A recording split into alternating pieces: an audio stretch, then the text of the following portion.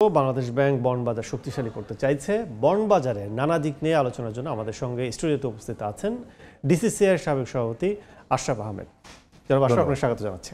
আমরা শুরু থেকে জানতে চাই সেটা হচ্ছে যে বাংলাদেশে ব্যাংকের পাশাপাশি সঞ্চয়পত্র ছিল, ট্রেজারি বন্ডও ছিল খুব স্বল্প পরিসরে। এখন সেটি সরকার সম্প্রসারণ করতে চায়, সেটি কর্পোরেটের পাশাপাশি বলা চলে ব্যক্তি খাতে উন্মুক্ত করছে খুব বড় পরিসরে। এই বিষয়গুলো আপনারা কীভাবে দেখছেন? ধন্যবাদ। এটা খুব ভালো উদ্যোগ যে আসলে সরকার যে আমাদের ট্রেজারি বন্ড এবং ট্রেজারি বিল এটা আসলে ব্যক্তিখাতেও এক্সপানশন করতে চাচ্ছে। ব্যক্তিখাতের ডিস্ট্রিবিউশন ইস্যুতে যদি বলি, দেখুন এটা কখনোই আসলে যে রেস্ট্রিক্টেড ছিল তা না। আমরা কিন্তু বেসরকারি এনটিটি অথবা ব্যক্তিগতভাবেও কিন্তু ট্রেজারি বন্ড কিংবা বিল কিনতে পারতাম আগেও। এই মার্কেটে একটা বড় ধরনের সমস্যা যেটা ক্রিয়েটেড হয়ে গেছে, দেখুন ট্র্যাডিশনালি বাংলাদেশ ব্যাংক তার একটা নিজস্ব ক্লোজড মার্কেট সিস্টেমে অপারেট করে। কীরকম যে এটা শুধুমাত্র ব্যাঙ্কগুলো, বাংলাদেশ ব্যাংক প্রথমে ব্যাঙ্কগুলোর কাছে বিক্রি করে, তারপরে ব্যাঙ্কগুলো আবার এটা ইন্ডিভিজুয়াল কাস্টমারের কাছে বিক্রি করে। এই যে অ্যাকাউন্টসের প্রসেস যেটা, এটা কিন্তু খুব একটা যে ইনভেস্টার ফ্রেন্ডলি তা কিন্তু না।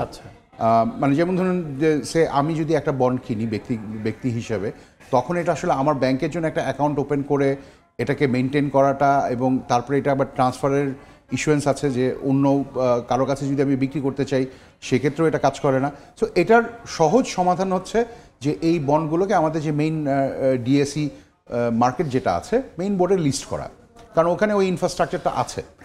এটার আমরা মনে করি এটা অনেকদিন ধরে বাংলাদেশ ব্যাংক এবং এসিসি মিলে কাজ করার চেষ্টা করছে যাতে সরকারি বন্ডগুলো অ্যাটলিস্ট এই মার্কেটে নিয়ে আসা যায়। এখানে কিছু কিছু ছোটোখাটো সমস্যা আছে, যেমন ধরেন একটা প্রাইসিং ইস্যু আছে, যে বাংলাদেশ ব্যাংকের যে সিস্টেমটা অপারেট করে এটা virtually free, in the sense যে ব্যাঙ্কগুলোকে এটার জন্য লিস্টিং ইস্যু, বাংলাদেশ ব্যাংকও এটার জন্য লিস্টিংয়ের জন্য খরচ করতে হয় না, আবার ব্যাঙ্কগুলো আসলে ট্রেড করার জন্য খরচ করতে হয় না। কিন্তু ক্যাপিটাল মার্কেট এটা নিয়ে আসলে তখন একটা ছোট একটা খরচের একটা ফ্যাক্টর কাজ করে। কিন্তু আমি মনে করি যে এটা ইকুয়ালাইজ করে একটা হতে পারে যে সেন্ট্রাল ব্যাংকের এই মার্কেট যেটা অপারেট করেন তারা, সেখানে কিছুটা আমাদের ক্যাপিটাল মার্কেটের সাথে ইকুইভ্যালেন্স যদি প্রাইসিং লোড করা যায় তাহলে এটা আসলে সহজ হয়ে যাবে। সেক্ষেত্রে যদি বলি যে সাধারণ কর্পোরেট প্রতিষ্ঠান অন্য কেউ আসলো ডিএসসিতে, আপনি বলছে অ্যাড করার জন্য, সেক্ষেত্রে সাধারণ বিনিয়োগকারী কতটা আস্থার সহিত এখানে আসবে সেটা প্রশ্ন থাকে কিনা? দেখুন, সরকারি বন্ডের আস্থার ব্যাপারে তো কোনো আসলে প্রশ্ন করে লাভ নেই, কারণ যে কোনো দেশেই আসলে এটা হচ্ছে ট্রিপল-এ। বাংলাদেশের সরকার থাকলে বাংলাদেশের সরকারের এই যে বন্ডের যেই দায় এটা সরকার পরিশোধ করবে, এটা নিয়ে আসলে আস্থার ইস্যু নেই। এখানে যে ফ্যাক্টরটা কাজ করে সেটা হচ্ছে প্রাইসিং। যেমন ধরেন যদি আমি একটা এক্সাম্পল দিই, 3-4 বছর মানে যেহেতু এই টি-বিলটা আসলে খুব যে মার্কেট ড্রিভেন তা কিন্তু না। আপনি যদি কোভিডের ঠিক পরপর কিংবা কোভিডের ঠিক আগে দেখেন, আপনি দেখবেন যে ট্রেজারি বিলের রেট কিন্তু অনেক কম ছিল, তখন আমরা 5-5.5% লেভেলে ছিল, এবং সরকারের যেহেতু বড়োইং রিকোয়ারমেন্টও কম ছিল লোকাল মার্কেট থেকে, সরকার কিন্তু চায়নি যে এই রেটটা বাড়ুক। গত বছর থেকে আমরা যখন দেখছি যে গত 2 বছর ধরে আমরা যখন দেখছি যে টি-বিলের রেট বাড়ানো হচ্ছে, এবং বাড়ার কারণটা হচ্ছে সরকারের কিন্তু ঋণের পরিমাণও বেড়েছে।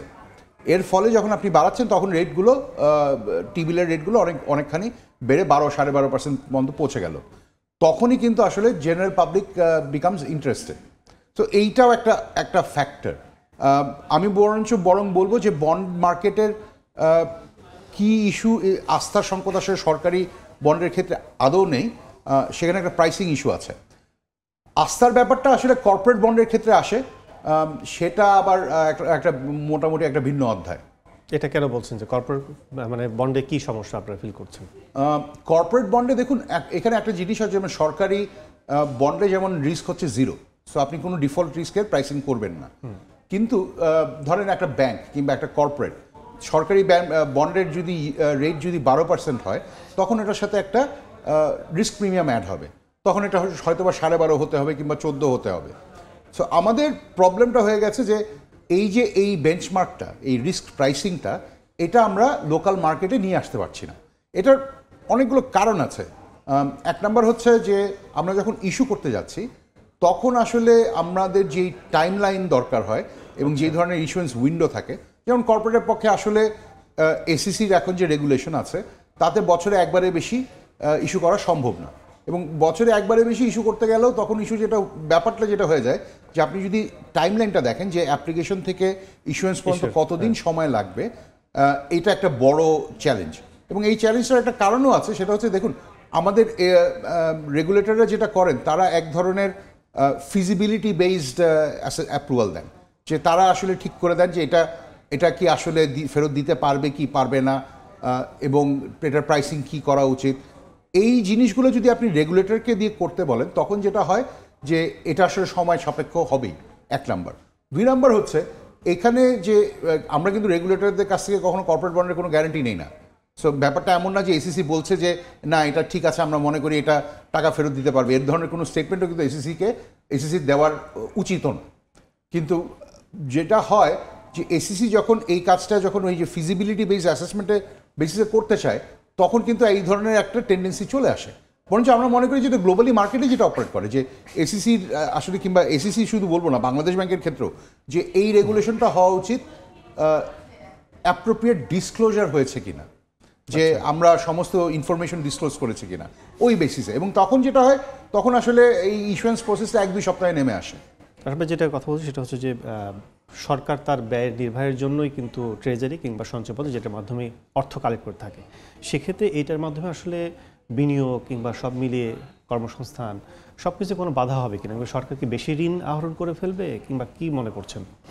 এখানে আপনি যে প্রবলেমটার কথা আমরা সবসময় গত কয়েক বছর ধরে খুব জোরালোভাবে বলে আসছি যে ব্যাংকিং সিস্টেমের একটা ক্যাপাসিটি আছে। সরকার যদি খুব বেশি মাত্রায় ব্যাংক নির্ভর হয়ে পড়ে তখন যেটা হয় আমরা যেটাকে বলি যে ক্রাউডিং আউট। ধরা যাক যে ব্যাংকগুলোর কাছে 1 লক্ষ কোটি টাকা আছে ইনভেস্টমেন্ট করার জন্য, সরকার যদি ওখান থেকে বেশিরভাগ অংশ যদি সরকারি বন্ডে চলে যায় কিংবা সরকারের ঋণে চলে যায় তখন যেটা হয় যে প্রাইভেট সেক্টরের পক্ষে কাছে আসলে ওই 1 লক্ষ কোটি টাকার একটা ছোটো অংশই অ্যাভেলেবেল হয়। এবং ব্যাপারটা এইভাবে বলতে পারি আমরা যে সরকারের ঋণ একটা সীমিত পর্যায়ে রাখা উচিত ব্যাংকিং সিস্টেম থেকে। এটা শূন্য করে দিলে কিন্তু আবার অন্য আরেক ধরনের বিপদ হবে। কারণ দেখেন ব্যাংকগুলোকে কিন্তু ডিপোজিট নিলে ওটা সরকারি একটা পোর্শন সিআরআর এবং এসএলআর যেটা আমরা বলি এটা কিন্তু ইয়েতে রাখতেই হবে, সরকারি বন্ডে রাখতেই হবে। সো একটা ডিমান্ড সবসময় থাকে। তো সেক্ষেত্রে মানে সব মিলে যদি বলি আমরা যে এটা সম্প্রসারণ করা কিংবা কর্পোরেট এবং ব্যক্তি বান্ধব কতটা সহজ হবে বাংলাদেশ ব্যাংকের জন্য কি মনে করছেন, খুব সংক্ষেপে যদি বলেন?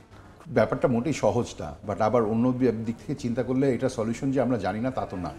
এটা আমি যদি এইভাবে বলি জিনিসটাকে, দের আর ইমপ্লিমেন্টেশন চ্যালেঞ্জেস, যে কি করতে হবে এটা বাংলাদেশ ব্যাংক জানে। করার জন্য যেই কোর যেই ইয়েগুলো দরকার, ক্ষমতাটা দরকার, আইনি ক্ষমতা বলি কিংবা মার্কেট ক্যাপাসিটি বলি, এগুলোর অনেকগুলি অলরেডি ইন প্লেস। কিন্তু এটা করতে গেলে বেশ কিছু আপনার ব্যারিয়ার্স আছে যেগুলো রিমুভ করতে হবে, রেগুলেটরি ইস্যুস আছে, রেগুলেটরি ডিসিশনস আছে।